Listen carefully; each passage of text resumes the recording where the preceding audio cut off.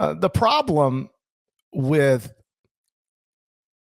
Penny pointing out that if he had his full roster, he believes he would be able to do whatever he wanted to do is that he had his full roster for a good portion of the season. The first 10 games, they started 6-4. They were 6-4 with their full roster, with losses to Georgia on the road, Murray State at home.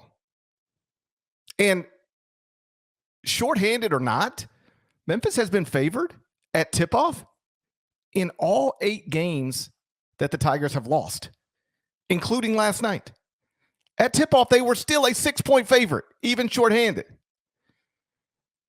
They've lost this season to East Carolina and Tulane. Penny still had Landers Nolley, Earl Timberlake, Lester Quinones, Tyler Harris, Alex Lomax, and Josh Minot at Tulane. Lost. Still had Jalen Dern, Amani Bates, Earl Timberlake, Lester Quinones, Josh Minot, Tyler Harris at East Carolina. Lost. Here's the question people are asking. Shouldn't having 3 projected first-round NBA draft picks be enough to beat East Carolina? That's all anybody's asking. Got it. Shorthanded. Still got guys who have shown up in the first round of mock drafts. 3 of them available. Shouldn't you be able to win against that caliber of competition? Memphis has now lost to 4 sub-120 KenPom teams. Ole Miss, which is ranked 122nd. Tulane, 132nd. East Carolina, 154th. Georgia, 222nd. Georgia's 5-13 overall, 0-5 in the SEC. The Bulldogs have lost to East Tennessee State, Gardner-Webb. Still beat full-strength Memphis. Among other things, Penny said last night, as you heard, is, quote, "We have 4 freshmen starting. Y'all need to act like it." First, he didn't start 4 freshmen. That's just not true. Okay, also good to know. He started 3 freshmen, plus a 21-year-old sophomore and a 21-year-old junior. And I'm not saying they're not going up against 24-year-olds. There's just not that many. To phrase that as though they're on a nightly basis, the opposing starting lineup is just, peppered with 23 and 24-year-olds. Again, he's embellishing the point. He didn't start 4 freshmen. But even if he did, that's his decision. You make the roster, you make the starting lineup. If you don't want to be this reliant on freshmen, I don't know, maybe prioritize older players in the transfer portal rather than a 17-year-old Imani Bates. The missteps are undeniably starting to add up. Penny didn't enroll a high major point guard in advance of this season, which left Alex Lomax as the only real point guard on the roster. And he's just not good enough.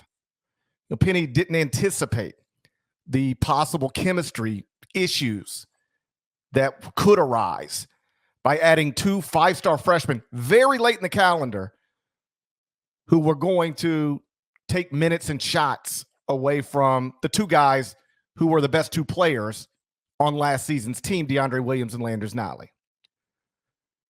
He didn't focus at all on getting his players vaccinated in advance of this season, which led to contact tracing, not breakthrough cases, but contact tracing of unvaccinated players, costing Memphis games and making them play shorthanded. He hired an apparent anti-vaxxer in Rasheed Wallace as an assistant coach. Now he's no longer an assistant coach, reportedly because of his refusal to get vaccinated. When the Tigers lost early, Penny said it was because the veterans weren't doing their jobs. When they lose now, he says it's because he doesn't have those veterans. It's just a lot of excuses.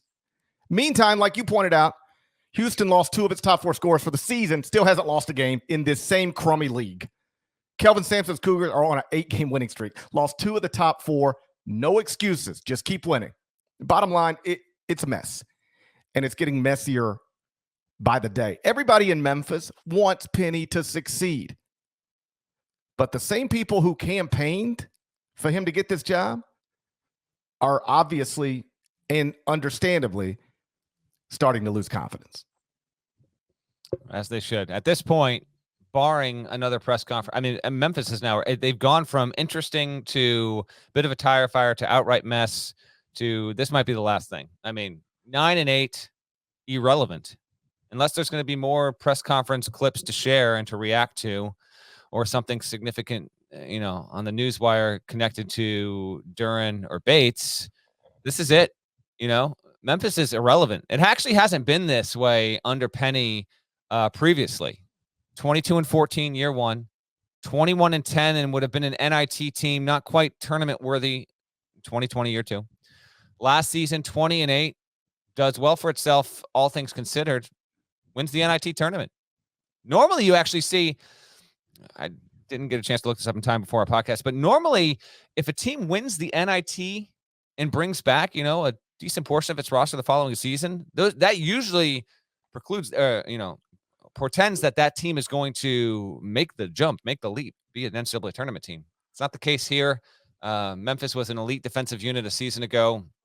That's completely withered away. This team is inept on both ends of the floor there, and Penny Hardaway just can't figure it out. So next up is at Tulsa on Sunday. It's a road game, followed by a return against East Carolina. Whatever. At this point, just not a relevant team. Like there's almost no reason to talk about this group anymore. I can't believe we reached this point with this team this season, but that's where we're at. And Penny Hardaway fell into the trap that many have before, and many will continue down the road. Like, I understand when you're in a high pressure situation at a high profile institution with a team with plenty of talent, a lot of expectations, you're going to hit a point where you just get sick of dealing with the media and the things that are written about you or said about you, they wear on you. Don't blame Penny Hardaway for that, but it just came off like he did not have self-awareness over the issues of the program and tried to project them back on the media when it's not the media's fault. And if anything, this is now a function of the fact that you're the one that said we want all the smoke. You brought this class into this situation with this team, with this roster, haven't been able to handle it, not been able to coach at the level that many thought you would be able to, and now your locker room's been you've admitted it was a disaster earlier in the season. We don't know if it's any better now or not, but that's where we're at. That's all I got on Memphis. It is surprising it's at this point, and maybe they can put it together. But, I mean, who's got any confidence that that's actually going to happen? Yeah, no, not me. And I can't imagine many. Again, I think you touch on something. Like, he is frustrated with how it's going, frustrated by the media. Keep in mind, this is a guy who's 50 years old, who has been super famous in his hometown since he was like 16. Yeah. And has never faced any kind of criticism in any sort of meaningful way in his life. And now he is for the first time.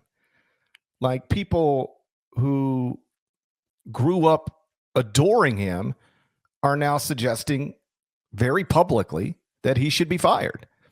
And obviously that's tough to deal with. It would be for me.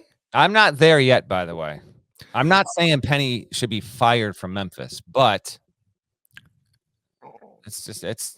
Oh yeah. I mean, to be clear, I would not fire him. Not today and not at the end of the season. I'm not there yet. It's not good. I'm just not there yet. Yeah, I would bring him back for year 5 and hope that that's the breakthrough season. And after that, everything goes well. I'm not optimistic of that, but that's what I would do for a variety of reasons. Among them, it costs money to get rid of him, money that they don't have. So, yeah, I'm not at the Penny should be fired, but there are a lot of people in Memphis who are at the Penny should be fired. It's embarrassing. It's a circus. It's one story after another. Even before Penny's press conference last night, you and Nada and I are in a group text, and you guys reached out to me like, hey, do we need to talk about Memphis tomorrow? They just lost again. And I was like, what else is there to say? Like, they're not any good, and they just proved it again. Like, let's focus on the better teams. And then this press conference happens, and it becomes the biggest story in college basketball. It just was last night. And Memphis has been, for a variety of reasons, one of the biggest stories in the country in the preseason and throughout the season. First, because, they get Amani Bates and Jalen Duren. Then they add Larry Brown and Rasheed Wallace. Then they get off to a disappointing start, which is a big story, just like Michigan getting off to a disappointing start. Then they show some signs of life, like beat Alabama, pummel Wichita State. And then we're right back where we are now with Penny having this press conference that went viral last night. So I'm with you. There was no better way to start a college basketball podcast this morning other than with the biggest story from Thursday night, which was Penny Hardaway's press conference. But we're at the point where there's nothing else to say about them. They're just a bad basketball team.